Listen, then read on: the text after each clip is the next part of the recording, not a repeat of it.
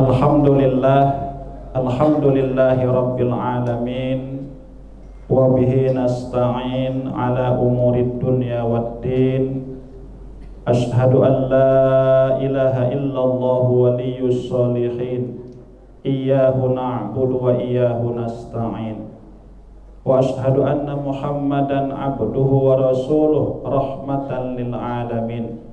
Allahumma salli wa sallim wa barik ala sayyidina wa habibina Muhammad wa ala alihi wa ashabihi wa man tabi'ahum bi ihsanin ila yaumiddin. Qala Allah ta'ala fi kitabihil karim, a'udzu billahi minasy syaithanir rajim. Ya ayyuhalladzina amanu kutiba alaikumus syiyam kama kutiba 'alal ladzina min qablikum la'allakum tattaqun. Wa qala an-nabiyyu sallallahu alaihi wasallam fi haditsih, man qama lailatal qadri khairun min alfi syahri. Wa qala fi hadisin akhar, man shoma ramadhana imanan wa ihtisaba ghufira lahu ma taqaddama min dhanbihi. Amma ba, yang sama kita muliakan Bapak Rektor beserta wakil-wakil rektor. Saya baru kali ini tausiah dihadiri rektor, dihadiri wakil rektor lengkap, dan dihadiri profesor-profesor. Jadi ini pertama sekali, direkam pula. Jadi kalau ada salah-salah mohon maaf. Yang kami banggakan dan kami muliakan seluruh Bapak Ibu yang berhadir, yang tidak kami sebutkan satu persatu. Alhamdulillah di siang ini, di bulan suci Ramadan ini, kita bisa berhadir di Masjid Almarhum Syekh Ismail Banda yang kita banggakan dalam rangka mengikuti tausiah di bulan Ramadan ini. Mudah-mudahan waktu yang kita habiskan di masjid ini menjadi pahala i'tikaf bagi kita. Amin ya rabbal alamin. Selawat dan salam mari sama-sama kita hadiahkan ke ruh junjungan kita Nabi besar Muhammad sallallahu alaihi wasallam. Allahumma salli wa sallim wa barik alaihi. Bapak Ibu kaum muslimin dan muslimat rahimakumullah. Tema kita pada kali ini adalah amalan yang dilakukan pada bulan Ramadan. Kalau kita lihat hadis-hadis dan kitab-kitab para ulama, sangat banyak dan beragam amalan-amalan di bulan Ramadan ini. Ada amalan-amalan yang umum, tapi juga ada amalan-amalan yang khusus di bulan Ramadan ini. Di antara amalan yang khusus di bulan Ramadan ini adalah puasa Ramadan. Dalam 12 bulan tidak ada puasa yang wajib kecuali di bulan Ramadan. Puasa Arafah sunnah, puasa 10 Muharram Asyura sunnah, puasa Senin Kamis sunnah, puasa Ayyamul Bid 13, 14, 15 bulan Arab sunnah. Puasa wajib itu hanya di bulan Ramadan ini. Maka syukur kita kepada Allah. Allah kabulkan doa kita 2 bulan yang lalu. Dulu kita mengatakan berdoa, Allahumma barik lana fi Rajab wa Sya'ban wa Ramadan. Ya Allah, berikan keberkahan kepada kami di bulan Rajab dan Sya'ban, dan sampaikan usia kami di bulan Ramadan. Alhamdulillah kita sudah berada di bulan Ramadan ini. Puasa yang merupakan salah satu rukun Islam ini di bulan Ramadan ini. Dan perintah puasa ini langsung ada di dalam Al-Quran. Seperti ayat yang kita baca tadi, surah Al-Baqarah ayat 183.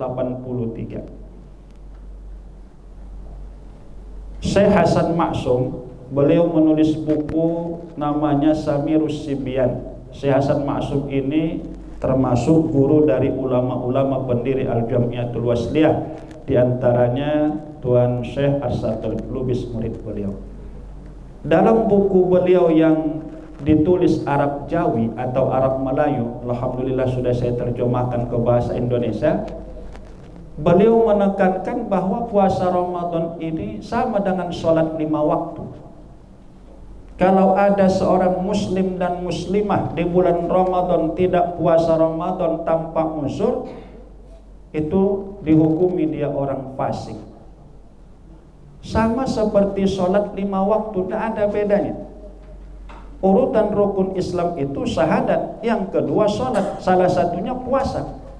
Bahkan beliau memposisikan orang yang tidak puasa Ramadan, tidak ada uzur, malah dia terang-terangan makan di siang hari, terang-terangan merokok di jalan raya, ini sama dengan orang yang tidak bersyahadat. Na'udzubillah min dzalik. Oleh karena itu umat Islam di bulan Ramadan ini wajib berpuasa. Kalau sholat bagi muslimah tidak wajib diqadha ketika haid dan nifas, tapi kalau puasa wajib diqadha.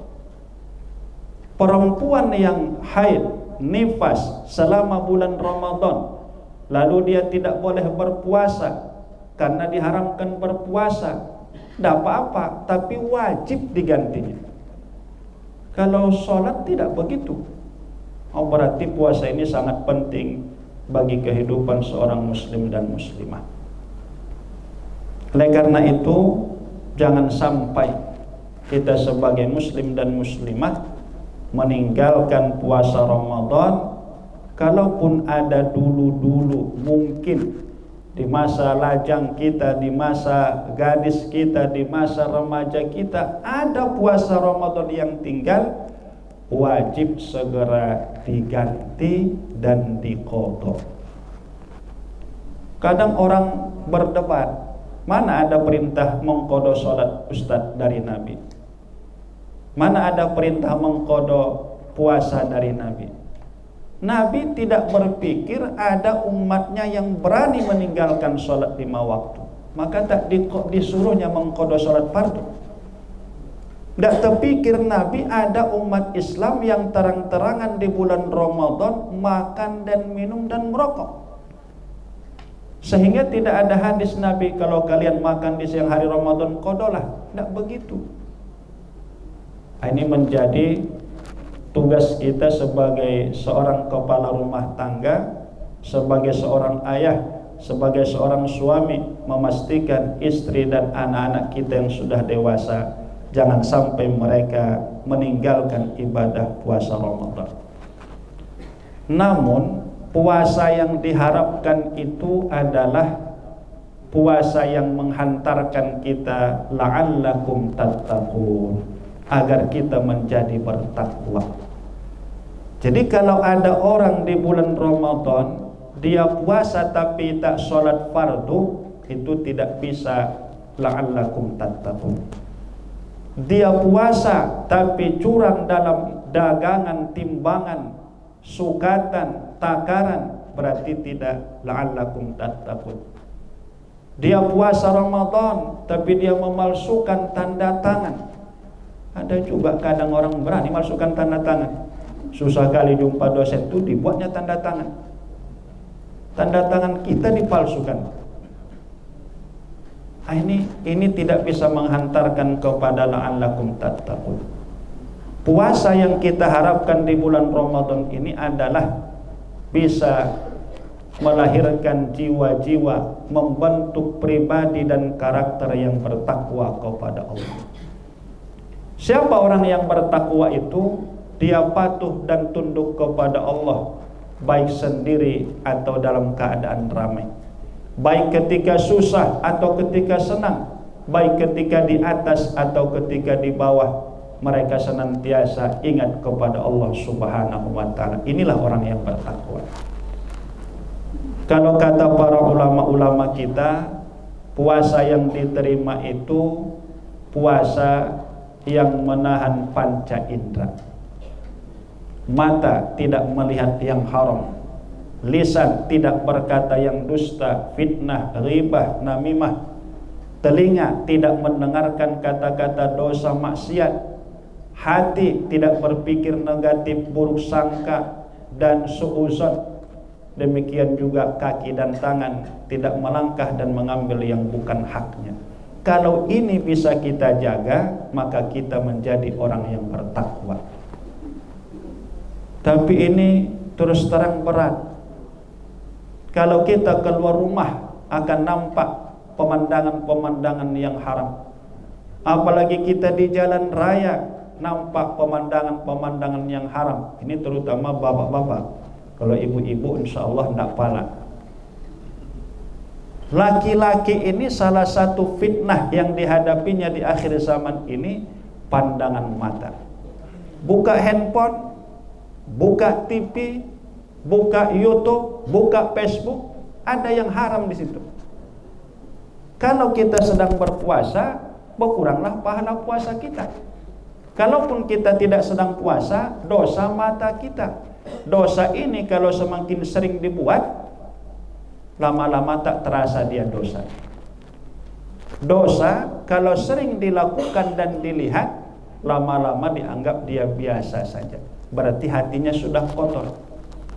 Ketika seseorang menganggap yang haram itu biasa, meninggalkan yang wajib itu biasa, mengerjakan yang haram itu biasa, berarti hatinya tidak lagi qalbun salim, tidak lagi bersih.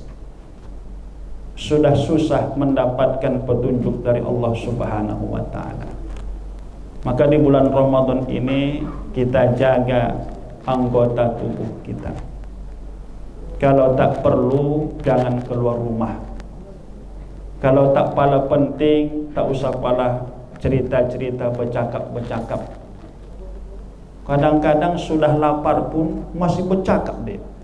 Memang dia ni suka bercakap. Mau puasa atau tidak, cerita aja kerjanya. Dan ceritanya bukan masalah agama, bukan masalah pahala, menceritakan orang. Kita dengar, kita simak, kita terlibat dosa di dalamnya. A'udzubillah min dzalik. Termasuk yang harus kita jaga adalah pikiran kita. Orang yang pikirannya bersih dan jernih, biasanya hidupnya tenang, santai, tidak ada yang dia takutkan. Kenapa dia takut kalau dia benar? Kenapa dia khawatir kalau dia senantiasa taat dan patuh kepada Allah? Maka ulama psikologi Islam mengatakan orang yang bermaksiat itu tidak pernah tenang hidupnya. Sebaliknya orang yang taat, rajin beribadah, dia akan hidupnya tenang, nyaman. Ala bi dzikrillahi tatma'innul qulub. Orang yang tak pernah beribadah, ketika dia terjepit, ketika dia terdesak, dia akan mengatakan, ya Allah. Seorang nelayan yang ketika di darat tak pernah sholat fardu, tiba-tiba di tengah laut datang ombak. Apa dia ucapkan? Ya Allah, tolong kami ya Allah. Itu fitrah manusia. Dia perlu ketenangan, dan ketenangan itu adalah dengan beribadah kepada Allah. Salah satunya puasa Ramadan tadi. Memang ada hadis Nabi. Hadis ini kalau kita pahami khawatir ada di tengah-tengah umat Islam. Kam min shaimin laisa lahu min siyamihi illal ju'i wal atas. Berapa banyak orang yang puasa, kata Nabi, dia tidak mendapat apa-apa dari puasanya kecuali lapar dan haus. Pagi tak sarapan, siang tak makan siang, yang biasanya ngopi tak ngopi. Lapar, haus, capek, letih. Tapi karena tadi panca indera tidak dijaga, pada hari kiamat ketika orang mendapatkan pahala dari puasanya, seseorang tadi tidak diberikan pahala sama sekali. Ya Allah, mana pahala puasaku? Kata Allah, tidak ada arti puasamu di dunia dulu. Tidak bernilai puasamu itu. Kalau ibarat padi, tidak bisa dimakan padinya, rusak, panen gagal. Mohon maaf, ketika kita bekerja 1 bulan penuh, dari tanggal 1 sampai tanggal 30, mungkin juga sampai tanggal 31 kita bekerja. Lalu kata bendahara, Pak, untuk bulan ini Bapak tidak ada gaji. Kenapa? Karena kerja Bapak nggak dianggap kerja Bapak 1 bulan ini. Lemas badan kita. Kita sudah berharap, kita sudah capek, berangkat pagi pulang siang bahkan malam, lembur, tapi tak ada gajinya. Maha suci Allah dari permisalan. Begitulah orang-orang yang puasa di bulan Ramadan tapi tidak menjaga panca inderanya dari melakukan dosa kepada Allah. Oleh karena itu, mari sama-sama kita jaga semaksimal mungkin tenaga kita agar puasa kita menghantarkan kita menjadi orang-orang yang bertakwa. Bapak Ibu kaum muslimin dan muslimat rahimakumullah. Ibadah yang lain yang khusus di bulan Ramadan ini adalah sholat tarawih. Sholat tarawih ini tidak ada di bulan yang lain. Di bulan Sya'ban tidak ada orang sholat tarawih. Di bulan Syawal tidak ada BKM mengumumkan, bapak-bapak bulan Syawal ini kita lanjutkan tarawih karena Ramadan kemarin sedikit yang datang tarawih. Tidak ada. Sholat tarawih ini khusus di bulan Ramadan. Sholat witir ada di luar bulan Ramadan. Sholat tahajud ada setelah Ramadan. Tapi witir, sholat tarawih ini khususiat keutamaan dari bulan. Oleh karena itu, jangan sampai kita meninggalkan sholat tarawih walaupun 1 malam. Ada kadang orang mengatakan, oh ini kan Ustadz sunnah, yang wajib itu kan sholat isya, yang wajib itu kan sholat maghrib. Tarawih sunnah. Memang secara hukum sholat tarawih itu sunnah, tapi yang menyuruh kita sholat tarawih adalah putusan Allah. Yang menyuruh kita sholat tarawih secara tidak langsung Allah lewat Nabi, karena apa yang disampaikan Nabi itu diaminkan, diridhoi Allah subhanahu wa ta'ala. Apa sanggup kita mengatakan, ya Rasulullah, aku tak sholat tarawih karena ini sunnah, tidak wajib ya Rasul. Apa layak orang seperti ini dapat syafaat pada hari kiamat? Dia mengharapkan syafaat Nabi, tapi perintah Nabi khusus di bulan Ramadan ini diabaikannya. Kalau lagi senang dia ke masjid, kalau tidak senang dia tak ke masjid, suka-suka dialah. Ini berarti dia tidak mencintai Rasul sallallahu alaihi wasallam, tidak memuliakan Rasul sallallahu alaihi wasallam. Dalam sebuah hadis Nabi kita mengatakan, "Man qama ramadhana imanan wa ihtisaba, ghufira lahu ma taqaddama min dhanbihi." Siapa yang menghidupkan malam-malam Ramadan dengan ibadah, penuh dengan iman dan harapan pahala dari Allah, diampunkan dosa-dosanya yang lalu. Tapi dosa di sini mohon maaf, dosa yang berkaitan dengan Allah. Adapun dosa yang berkaitan dengan manusia tidak masuk. Kalau ada orang yang kita zolimi, sekalipun kita sholat tarawih, itu tidak akan diampuni sebelum kita minta izin, minta ridho kepada dia. Jadi kalau ada hadis-hadis begini, siapa yang ke masjid diampunkan dosanya, siapa yang umrah diampunkan dosanya, itu dosa yang khusus berkaitan dengan Allah. Kalau ada hutang kita 10 tahun lalu belum kita bayar, walaupun kita sholat tarawih 23 rakaat, tidak ada pengaruh. Kenapa? Ada kaitannya dengan hak-hak manusia. Disinilah susahnya pada hari kiamat nanti. Allah Maha Pengampun, betul. Tapi yang diampuni Allah itu dosa apa? Dosa yang bagaimana? Ketika seseorang menyakiti saudaranya, menzolimi saudaranya, mengambil harta saudaranya dengan tidak hak, dia curi, dia rampas, sampai dia meninggal dia tidak minta izin dan minta ridho, akan ada pengadilan hari. Jadi ibadah-ibadah sunnah ini sekalipun tidak berdosa meninggalkannya, tapi bukan berarti kita menganggap sebelah mata. Sehingga para dai-dai terdahulu, selama ini kan kita mengatakan ibadah sunnah dikerjakan berpahala, ditinggalkan tidak berdosa. Dikerjakan berpahala, ditinggalkan tidak mengapa. Yang dia ingat tidak mengapanya, tidak mengapanya nih. Ustadz tu aja bilang tidak mengapa katanya. Ustadz tu aja bilang nggak berdosa. Akhirnya dia tidak pada begitu perhatian. Tidak apa-apa, ditinggalkan tidak apa-apa. Apa masalahnya? Tapi kalau misalnya dalam pemikiran kita ini ibadah sunnah, dikerjakan berpahala, ditinggalkan menyesal, mungkin akan lain tanggapan kita. Baca Quran sunnah, dikerjakan berpahala, tidak mau baca Quran, menyesal pada hari kiamat. Tadarus sunnah, baca Quran sunnah, sedekah sunnah, sholat tarawih sunnah, ikut sholat tarawih dapat pahala, dapat rahmat. Tak ikut sholat tarawih, menyesal pada hari kiamat. Orang-orang yang suka meninggalkan sunnah lama-lama akan merembes kepada yang wajib. Kalau orang biasa meninggalkan sholat qobliyah ba'diyah, pasti suatu saat ditinggalkannya yang wajib. Tapi kalau orang menjaga ibadah yang sunnah, yang wajib lebih dia jaga. Yang sunnah aja dia jaga, apalagi yang wajib. Sholat tarawih saja tak tinggal, apalagi sholat isya, apalagi sholat subuh. Ini harus kita jaga ini. Salah satu dari tujuan sholat tarawih ini adalah untuk mendapatkan Lailatul Qadar.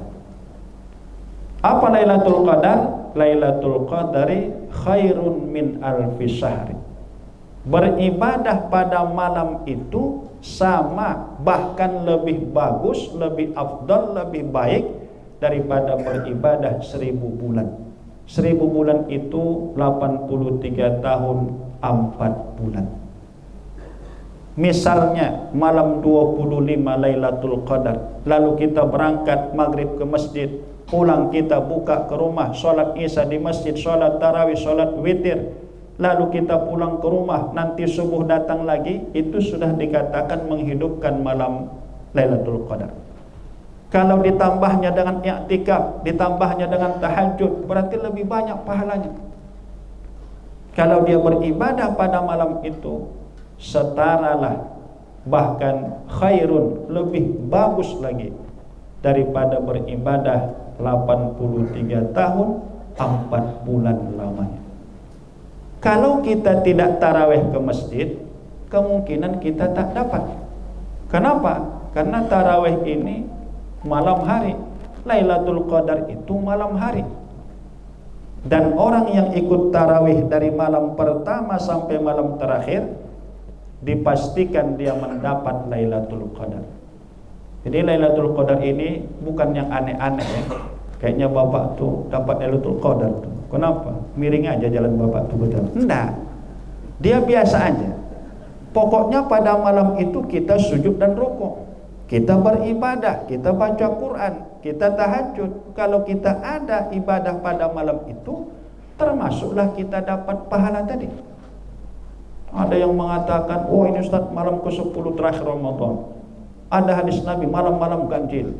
Ada hadis Nabi malam 21, 23, 25, 27, 29. Itu tidak pasti. Yang pasti itu, kalau kita beribadah dari malam pertama sampai malam terakhir Ramadan, pasti kita dapat. Karena Lailatul Qadar tidak keluar dari bulan Ramadan. Cuman kalau dia selang-selang, kelang-kelang, malam pertama datang, malam kedua tidak, malam ke-7 datang, malam ke-11 datang, malam ke-12 tidak datang lagi, malam ke-17, malam 21 datang. Kata malaikat tadi, kau tidak dapat Lailatul Qadar. Kenapa? Walaupun ini malam 21, cuman kau baru 7 kali datang kemari, kata malaikat. Berarti untuk dia baru malam ke-7 itu. Karena sebelumnya dia tak ke masjid. Nah, merugilah orang-orang yang seperti itu. Ketika orang dapat, kita tak dapat, itu sedih kita itu. Ya. Kalau semua tak dapat, tak apa-apa. Ada misalnya sembako, dapat orang semua, awak yang tak dapat, malu kita. Bapak itu tak ada dapat. Semua orang dapat, dan kita merasa terhina. Walaupun sedikit, Kalau semua orang dapat, awak tak dapat, dilewatkan orang awak, tak dibacakan nama kita, padahal semua dibacakan. Kita merasa, tak dihargai orang tua. Ketika orang dapat Lailatul Qadar, semua orang dapat yang beribadah, sementara kita dilewatkan, tak dibacakan malaikat nama kita, tak dipanggilnya nama kita. Malu kita di hadapan semua manusia. Malu kita di hadapan para nabi dan rasul di padang mahsyar. Dan tentu kita tidak menginginkan itu. Bapak Ibu kaum muslimin dan muslimat rahimakumullah. Tarawih beragam di negara kita ini. Ada yang 23 rakaat, ada yang 11 rakaat, ada yang malah tak pakai rakaat. Tak tarawih dia. Di Madinah dulu, di zaman Imam Malik, tarawih itu 39 rakaat. Di Madinah Al-Munawwarah.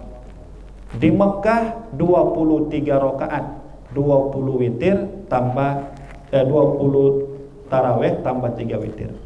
Kenapa di Madinah 39 rakaat, di Mekah 23? Karena orang Mekah 2 rakaat tarawih mereka tawaf. 2 rakaat tarawih mereka tawaf. Jadi ada pahala tambahan. Di Madinah tak ada Ka'bah. Akhirnya mereka perbanyak rakaat tarawihnya supaya seimbang pahalanya dengan orang Mekah. Sampai ke Medan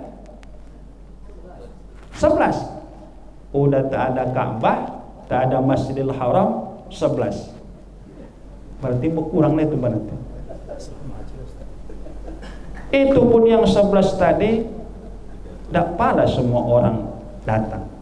Saya tinggal di perumahan, kalau dihitung-hitung muslim di situ dengan muslim yang di masjid, separuh pun tak ada yang hadir. Cocoknya tahun depan ini tarawih ini dibuat 2 rakaat supaya sholat orang semua. Ada kitabnya Ustaz, ada kitabnya, namanya At-Taqrirat Ulama Yaman. Kata beliau, sekurang-kurang tarawih 2 rakaat. Kalau ada BKM yang buat begitu, saya daftar imam. Ya 2 rakaat pulang, awak selesai kan? Ada kitabnya, tapi tidak semua isi kitab itu harus diamalkan, ya kan? Ini kalau disampaikan ke BKM, rapat orang tuh voting, gimana nih Pak? 11 atau 2? 2 aja lah kata orang. Gawat kita. Ada dalam kitab tuh. Tapi itu kata dia minimal 2 rakaat. Mungkin ini dipakai, ilmu ini dipakai ketika kita capek kali lah mungkin. Satu hari itu bekerja sana sini, pontang-pontang sana sini, udah mengantuk berat ini. Sholat isya pun tadi sudah ngantuk-ngantuk kali. Ini kalau tidur subuh baru bangun. Daripada tak sholat tarawih sama sekali, kitab Taqrirat tadi lah dipakai. Tapi kalau lagi sehat, banyak waktu, kata para ulama, maka na aktsaru fi'lan kana aktsaru fadlan. Semakin banyak perbuatannya, semakin banyak pahalanya. 23 rakaat dengan 11 gimana Pak Ustaz? Kalau secara zahir lebih banyak pahala 23. Kalau 11 rakaat ikhlas, 23 rakaat tak ikhlas, tahu pula dia orang ikhlas atau enggak. Kalau 11 rakaat khusyuk, 23 tak rukuk gimana? Khusyuk Ustaz gimana? Lebih bagus 23 rakaat khusyuk. Artinya kita beribadah sesuai dengan hajat dan kebutuhan kita. Selama ini mana lebih banyak dosa atau pahala kita? Kalau merasa banyak dosa, perbanyak ibadah-ibadah. Kalaupun banyak terasa pahala, belum tentu ibadah itu diterima Allah. Tidak ada orang yang menjamin sholatnya itu khusyuk dan makbul. Sampai-sampai kata Imam Ahmad, kalau ku tahu ada doaku yang makbul, berarti dia pun belum yakin dia. Kalau ku yakin ada doaku yang makbul di dunia ini, akan ku minta supaya pemimpin itu pemimpin yang adil. Tapi dia pun tidak tahu ibadahnya itu diterima atau tidak. Makanya habis kita sholat, Rabbana taqabbal minna innaka antas Sami'ul alim. Ya Allah, terimalah doa-doa kami, terimalah ibadah-ibadah kami. Jadi Bapak Ibu yang kami muliakan, apapun aktivitas kita di pagi hari, siang hari, sore hari, jangan kita tinggalkan sholat tarawih. tarawih ini boleh berjamaah, boleh sendiri. Capek kali kita rasa bekerja di siang hari, pulang ke rumah tak tahan lagi mata, sholat di rumah sendiri boleh. Jadi sholat tarawih ini tidak harus berjamaah ya. Boleh sendiri, sholat witir boleh sendiri, sholat tahajud boleh sendiri. Kita imam, istri makmum, anak-anak makmum. Tapi biasanya kalau sholat sendiri lebih jauh dari khusyuk. Makanya disuruh berjamaah supaya lebih fokus kita, karena kita hanya mendengarkan bacaan-bacaan imam saja. Untuk kesempurnaan sholat tarawih ini, pertama jangan kita takbiratul ihram sebelum imam selesai takbiratul ihram. Sebenarnya ini berlaku untuk semua sholat, tapi karena ini tarawih kita paskan ke tarawih. Jangan kita mengangkat takbir sebelum imam selesai. Allahu Akbar, Allahu Akbar, bar kata dia, baru Allahu Akbar. Jangan kita samai atau kita iringi. Imamnya masih Allah, dia pun di belakang Allah. Ini sholat makmum ini tidak sah. Bukan tidak berpahala ya, tidak sah sama sekali. Kenapa? Karena dia mengikut orang yang belum sholat. Ada tukang parkir di depan tuh, kebetulan masjid menghadap dia. Sengaja aku mengikuti bapak tukang lontar, Allahu Akbar. Tidak sah sholat kita. Kita ikut orang yang tak sholat. Si imam itu baru dikatakan sholat kalau selesai takbiratul ihramnya. Kalau belum selesai itu masih proses. Sedang proses sholat diikutinya, sengaja aku sholat tarawih mengikut imam. Imamnya belum sholat, makanya sholat orang seperti itu tidak sah. La tasih, tidak sah. Jadi bagaimana? Sabar kita. Allahu Akbar, baru kita ngangkat takbir. Walaupun imam itu terkadang takbirnya panjang. Allah, belum masuk niat tadi. Biasanya orang mandailing itu begitu. Udah diangkatnya takbir belum juga. Allah, belum lagi. Allah, susah kali masuk. Ada kitab yang menjelaskan itu was-was setan. Setan membuat dia was-was. Padahal niat itu kan lintasan dalam hati aja. Sengaja aku sholat tarawih mengikut imam. Allah, asal ada niat mengikut imam sholat tarawih udah sah. Menghadap kiblat, menjadi makmum tidak menjadi wajib. Yang wajib itu sengaja aku sholat tarawih, itu aja. Ya namanya sholat pasti menghadap kiblat lah. Mana mungkin membelakangi kiblat? Namanya sholat pasti karena Allah lah. Namanya awak di belakang orang ya pasti mengikut imam. Jadi tidak mesti disebut semua seperti dalam kitab perukunan atau tuntunan sholat lengkap. Nusolli fardhu subuhi raka'ataini mustaqbilal qiblati ma'muman lillahi ta'ala Allahu Akbar. Kata orang Arab sadaqallahul adzim katanya. Lama kali. Coba orang Arab ke sholat kita tengok. Allahu Akbar, dah selesai. Memang untuk ibadah ini yang paling tertib orang Indonesia. Sampai-sampai ke Mekah pun bawa telekung, ya kan? Orang yang bawa telekung ke Mekah itu rata-rata orang Asia. Orang Turki apa jilbab dia itu rata telekung dia. Kalau kita enggak, rapi. Sholat pun begitu, tenang. Entah apa yang dipikirkannya tak tahu kita, pokoknya tenang aja dia. Kalau Arab tuh serban dia goyang sikit, ya digoyang-goyang tangannya, diapainya. Kenapa? Karena memang kita orang Indonesia orang-orang yang tertib, orang-orang yang disebut dengan ya, santun dan sebagainya. Bapak Ibu kaum muslimin dan muslimat rahimakumullah. Jadi dalam takbiratul ihram jangan kita dahului atau kita samai imam. Yang kedua, jangan kita samai imam dalam gerakan rukun. Imamnya masih proses ruku, Allahu Akbar, dia sudah ngekor di belakang. Ini pun mengurangi pahala. Kalau takbiratul ihram tadi bukan mengurangi pahala berjamaah, malah tak sah sholatnya karena dia mengikut orang yang belum sholat.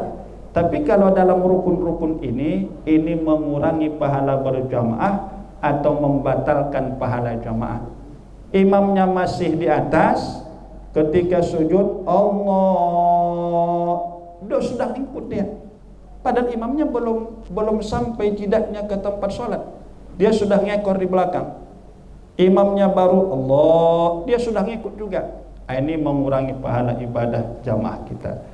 Yang betul, tunggu dulu imamnya selesai sampai ke rukun itu. Allahu Akbar, baru kita gerak. Allahu Akbar, baru kita gerak. Walaupun panjang dari sujud tadi. Allahu Akbar. Setelah dia berdiri tegak, baru kita gerak. Termasuk juga salam. Salam ini pun banyak yang melanggar. Seyogianya tunggu dulu imam salam kanan kiri, baru kita mulai salam. Ini kadang assalamualaikum warahmatullah, udah nampak gerakan makmum tuh udah salam juga dia. Kalau kita tahan bentar dulu dia salam kiri. Dia imam kadang-kadang kita, didahulunya kita. Makanya dalam sholat sholat itu mengajarkan kita sabar. Assalamualaikum warahmatullah, assalamualaikum warahmatullah, baru kita salam kanan kiri.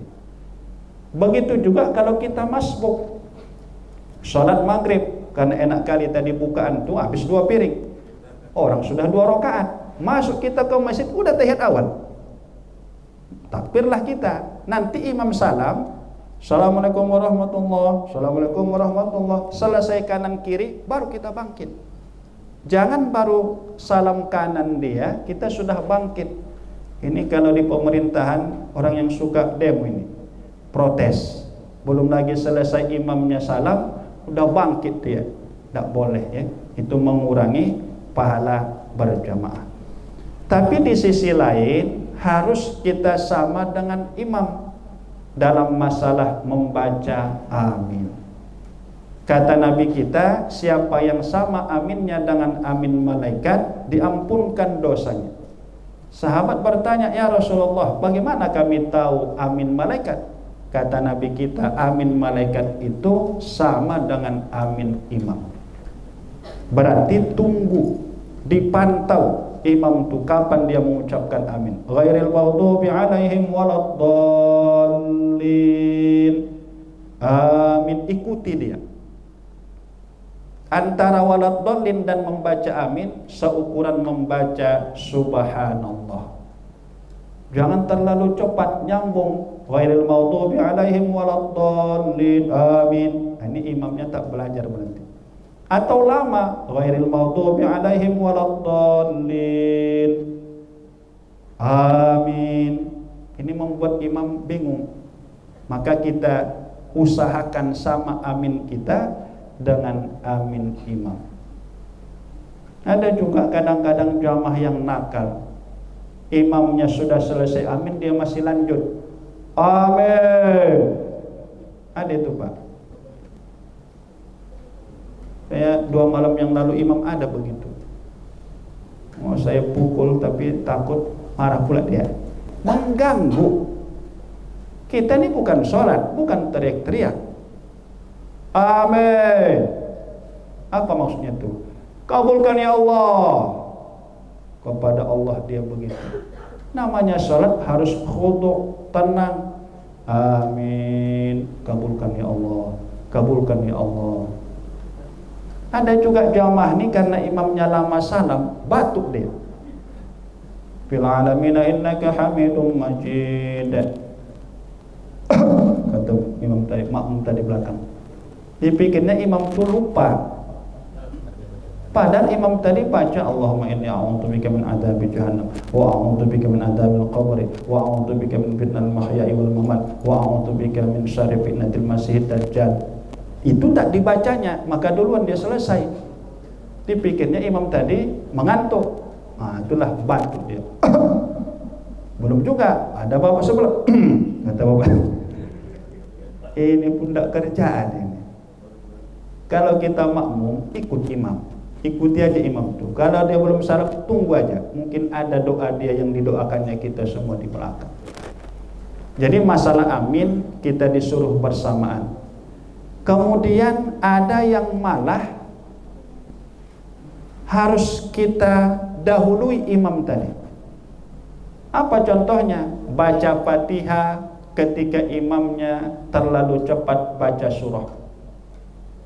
Ini imamnya ini lari 200 nih. Ghairil maghdubi alaihim waladdallin. Amin. Bismillahirrahmanirrahim. Qul huwallahu ahad, Allahu samad, lam yalid. Kalau kita baca Fatihah setelah amin, mungkin masih Maliki Yaumiddin udah takbir rukuk dia. Awak bukan masbuk. Kalau kita masbuk, okelah tak kita baca Fatihah, sah. Tapi kita ngikut dari awal. Kita masih siratal ladzina an'amta alaihim, dia sudah rukuk.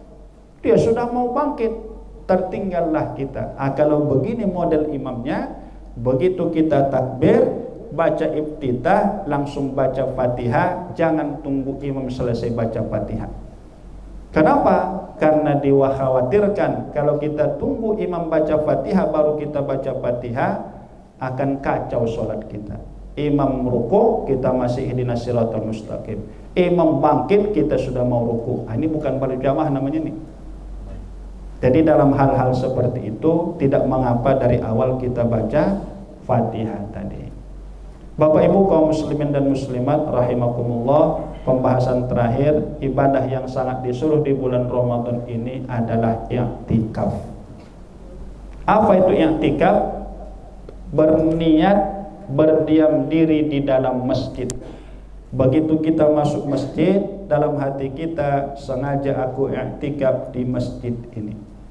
Selesai kita berniat, sampai nanti kita keluar, maka kita mendapat pahala kemuliaan orang yang i'tikaf. Kalau tak ada niat gimana Ustaz? Ya kalau tak ada niat, innamal a'malu binniyat. Walaupun dia 2 jam di masjid, dari sholat isya sampai tarawih sampai tadarus, 2 jam dia di situ, tidak ada niat i'tikaf, berarti dia tak dapat pahala i'tikaf. Dia hanya dapat pahala sholat berjamaah, pahala berzikir, pahala baca doa, baca sholawat, istighfar. I'tikaf tak dapat. Kenapa? Tidak ada niat. Oleh karena itu, kapan saja kita masuk masjid, walaupun 1 menit, 2 menit, 3 menit, atau lebih dari itu, dalam hati kita niatkan i'tikaf di masjid itu. Musola sama hukumnya dengan masjid. Masjid tempat orang sujud, musola tempat orang sholat, sama aja. Orang Arab tidak membedakan mana masjid, mana musola. Kita aja membedakan itu. Makanya kita ini hebat, kita ini. Kita pakai bahasa orang, tapi kita gunakan bukan untuk seperti maksud orang Arab. Aliyah itu di Arab sudah S1. Kalau kita aliyah baru SMA. Tsanawiyah di Arab itu sudah SMA. Kalau kita masih, kita pakai bahasa orang, tapi kita gunakan bukan seperti maksud mereka. Itulah hebatnya kita. Jadi kalau masalah mengolah, kalau orang Arab kita pun. Masjid musola sama aja. Masjid tempat sujud, musola tempat sholat. Nah, lalu kita bilang, masjid itu ada Jumat, musola tak ada Jumat. Masjid itu 5 waktu, kalau musola 3 waktu. Asal dia dibangun untuk tempat sholat, baik ada Jumat atau tidak, itu sudah sah kita i'tikaf di situ. Dan orang yang junub, wanita yang haid dan nifas, haram berdiam diri di dalam masjid itu, di dalam mushola itu. Kalau bangunan kita ini sudah ini dinyatakan masjid, sudah diresmikan, dikhususkan tempat sholat, berarti inilah masjid. Begitu kita sholat zuhur, begitu masuk kaki kanan, langkah kanan, kita niatkan i'tikaf. Selama kita di masjid ini, dapat kita pahala i'tikaf. Saya dah masuk Ustaz, lupa pula tadi niat. Apakah kita harus keluar lagi? Tidak mesti. Masuk kita ke masjid, sholat tahiyatul masjid, lupa niat. Udah kita berniat di mana kita berada. Beda dengan tahiyatul masjid ya. Kalau kita masuk masjid, lalu kita duduk-duduk cerita-cerita 15 menit, lupa kita belum sholat tahiyatul masjid. Apakah bisa langsung berdiri? Tidak bisa. Dia harus keluar masjid dulu, masuk ke masjid, baru dia sholat tahiyatul masjid. Ibadah i'tikaf ini walaupun tidak 24 jam kita lakukan, paling tidak ketika kita sholat 5 waktu ke masjid, ke musola, kita niatkan. Apalagi ini bulan Ramadan, tentu fadilahnya sangat besar. Bapak Ibu yang kami muliakan, inilah mungkin tausiah kita pada siang hari ini. Jika ada pertanyaan, baik dari apa yang sudah kita sampaikan atau mungkin ada hal-hal yang lain yang kita merasa ragu tentang hukumnya, kami persilakan dengan segala hormat. Assalamualaikum warahmatullahi wabarakatuh. Waalaikumsalam.